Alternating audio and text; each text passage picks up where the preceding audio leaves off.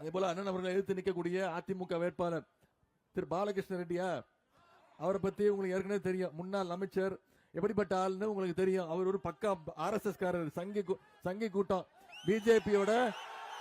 பிஜேபியோட வளர்ப்பு.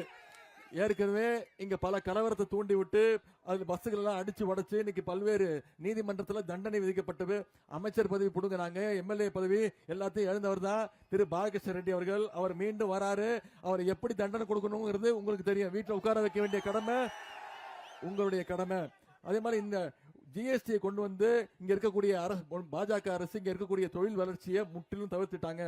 ஒசூர்ல சர்வதேச விமான நிலையம் அமைக்கிறதுக்கு நம்முடைய மாநில அரசு தொடர்ந்து முயற்சி பண்ணிட்டு இருக்கு.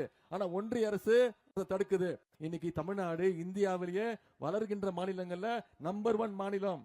11.19% வளர்ச்சியோடு, 11.19 பர்சன்டேஜ் வளர்ச்சியோடு இன்னைக்கு இந்தியாவிலேயே நம்பர் 1 ஸ்டேட் நம்முடைய தமிழ்நாடு.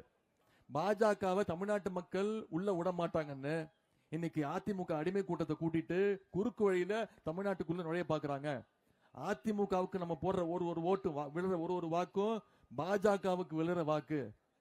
மீண்டும் பாஜகவை தமிழ்நாட்டுக்குள்ள நாம நுழைய விடக்கூடாது. 10 தோல்வி பழனிசாமிய மொத்த தோல்வி பழனிசாமியா இந்த தேர்தலோடு அமுச்சு விட்டுருங்க.